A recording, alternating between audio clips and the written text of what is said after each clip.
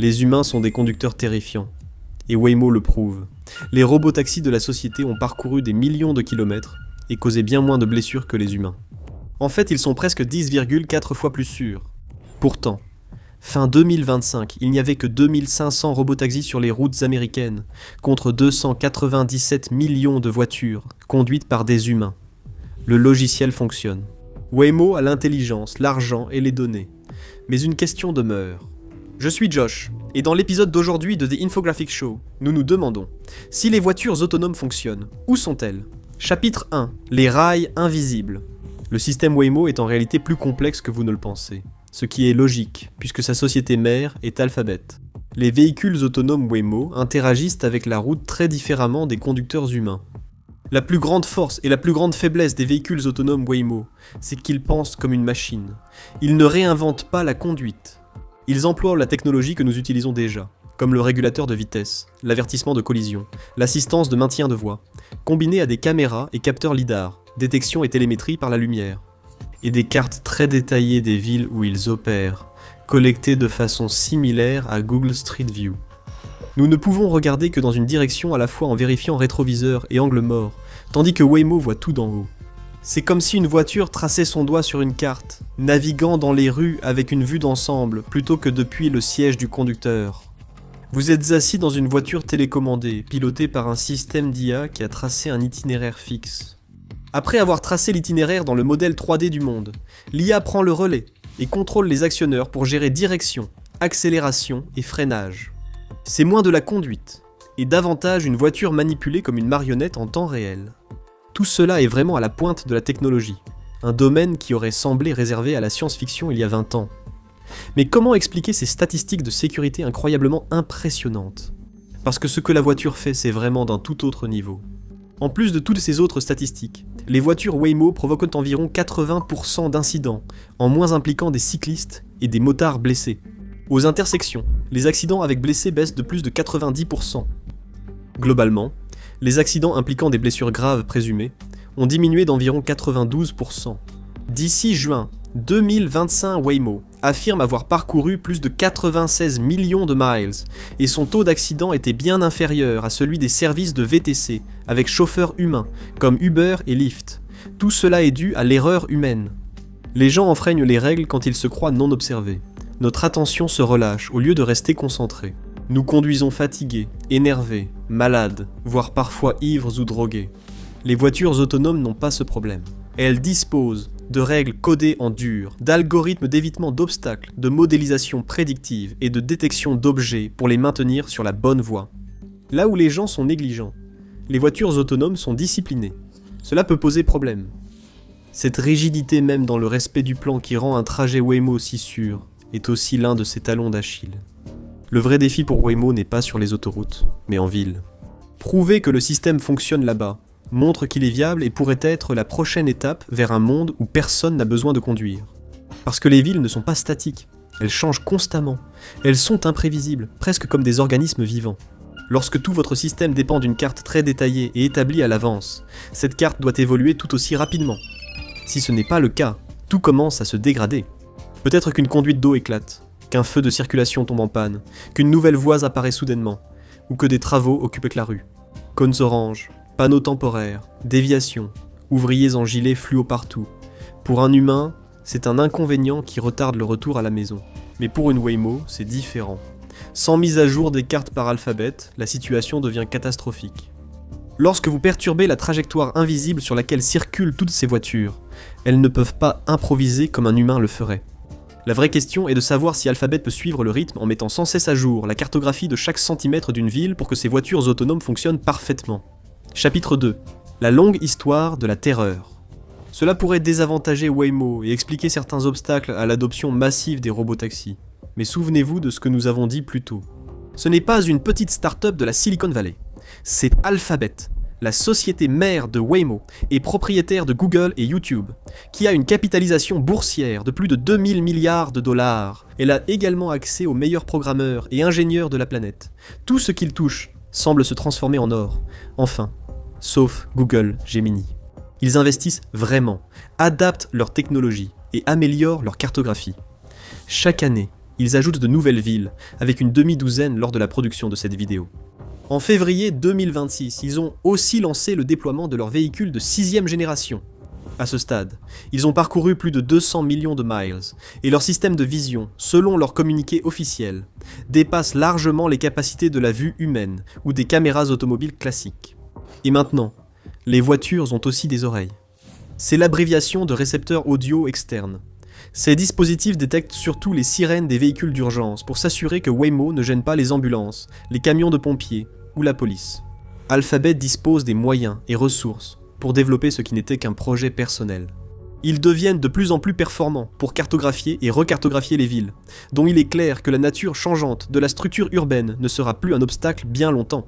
Mais développer de nouvelles technologies dans le monde réel s'accompagne d'un effet sans fin. On résout un problème, et un autre surgit avant même qu'Alphabet puisse réagir. Même si les voitures autonomes peuvent tout comprendre leur position, elles ne comprendront jamais les gens. C'est un vrai problème. Dans le milieu, on appelle ça des cas limites. Ce sont des scénarios bizarres et très spécifiques qu'il est impossible de prévoir à l'avance ou de programmer une réponse universelle. C'est l'horreur de la longue traîne, comme disent les statisticiens. Ce sont des anomalies rares, mais critiques, que les humains comprennent et gèrent instantanément, mais qui déconcertent totalement un ordinateur. Si un camion chargé de cages de poulet prenait un virage trop serré et remplissait la route de volailles affolées, quelqu'un saurait freiner. Mais une Waymo le ferait-elle ? Et si, durant une nuit d'Halloween bien arrosée, une voiture descendait Main Street, tandis qu'une personne en dinosaure gonflable faisait tomber un miroir perturbant les capteurs du véhicule ? Ce ne sont que des hypothèses, mais des choses plus insensées sont déjà arrivées. Des voitures autonomes se sont engagées directement dans des eaux de crue parce qu'elles n'avaient jamais été spécifiquement programmées pour ne pas le faire. Elles ignoraient aussi comment éviter une scène de crime en cours où la police avait sorti ses armes, ce qu'un conducteur humain éviterait généralement. Et dans l'un des incidents les plus horribles que nous ayons trouvés, une voiture autonome non Waymo à San Francisco en 2023 a renversé un piéton et l'a traîné sur 6 mètres, causant de multiples blessures graves. C'est-à-dire que, ce n'est pas un choix très humain. Cela dit, ce n'est pas comme si Waymo n'avait pas été impliqué dans certaines affaires très médiatisées, qui auraient pu rendre le public un peu nerveux à l'idée de monter dans une voiture sans conducteur. Les véhicules Waymo ont été régulièrement critiqués pour avoir dépassé des bus scolaires arrêtés à des vitesses dangereuses. En 2023, une Waymo a écrasé un chien. La même année, 2 voitures ont percuté le même camion à quelques instants d'intervalle. En 2024, elles ont aussi heurté un cycliste et un poteau téléphonique. Dans l'un des scénarios les plus étranges et improbables, Waymo a suscité une énorme controverse à San Francisco, lorsqu'une de leurs voitures a percuté et tué Kit Kat, un chat de supérette célèbre sur internet. Le tollé a poussé un élu local à lancer une campagne pour une loi autorisant les gouvernements locaux à interdire les voitures autonomes. Et cela semble plutôt bénin comparé à un incident survenu en 2026 où un taxi Waymo a bloqué une ambulance se rendant sur les lieux d'une tuerie de masse. Les humains sont les victimes de l'erreur humaine. Les véhicules sans conducteur peuvent être victimes d'erreurs de la machine. C'est une réalité qui nous est tous devenue un peu plus familière à l'ère de l'IA générative. Ces situations sont le genre de choses que seuls les humains peuvent comprendre, parce que, nous avons l'expérience d'être humains. Nous pouvons réellement comprendre ce qui se passe de l'intérieur. La vérité et la réalité peuvent parfois se perdre dans les montagnes de données brutes utilisées pour entraîner les voitures sans conducteur. Les critiques notent qu'il est désormais plus difficile de former les ordinateurs à ces scénarios. Exposer réellement les voitures à des situations dangereuses et rares serait trop risqué et très coûteux, en raison des risques pour le matériel. Même ainsi, le problème des scénarios rares est simple. Peu importe la préparation, le monde est chaotique et de nouveaux surgiront toujours. On propose d'utiliser des terrains d'essai virtuels pour l'IA, permettant aux ordinateurs de piloter les véhicules Waymo et d'explorer de nombreux scénarios. Cela améliore leur taux de réussite, mais le même problème subsiste. Ils ne peuvent toujours pas tout prévoir, ni réagir en temps réel. Si une voiture Waymo se fige lors d'un scénario inattendu, cela pourrait entraîner des morts. C'est le pire des cas, mais c'est toujours un scénario tout à fait plausible. Cependant, dans une situation critique, Waymo dispose d'un plan de secours caché. Un plan qui révèle un secret que certains diraient contraire à tout l'objectif des vraies voitures autonomes. Un des avantages des voitures autonomes. Profitez de votre temps pour regarder cette vidéo. Aimez, partagez et abonnez-vous. Pas d'inquiétude, la voiture ne vous jugera pas si vous la regardez en boucle. Chapitre 3, le fantôme dans la machine. Les véhicules autonomes ou autodirigés peuvent parfois relever autant du discours marketing que d'un terme technique pour une science émergente. C'est parce que si une urgence désactive les fonctionnalités autonomes, le contrôle de la voiture sera probablement confié à un technicien surchargé aux Philippines. C'est exact.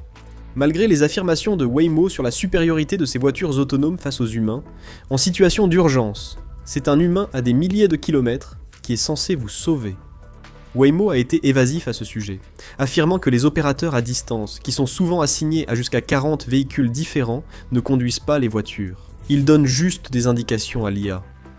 Mais à un moment, n'est-ce pas simplement une question de sémantique ? Et compter sur des conducteurs de secours sous-traitants n'est pas aussi excitant que l'idée d'une voiture qui fait tout ce que promet le battage médiatique.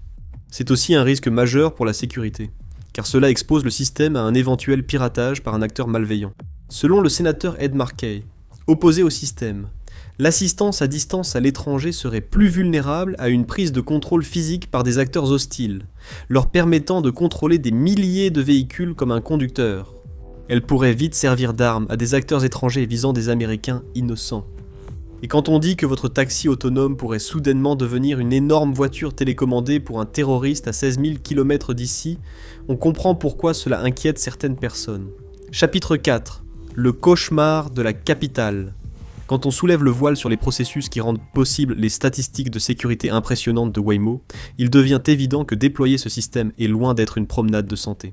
Si l'industrie des taxis autonomes finit par atteindre une flotte mondiale de disons 10 millions de véhicules sans conducteur, il faudrait alors un agent d'assistance à distance d'urgence pour environ 40 voitures.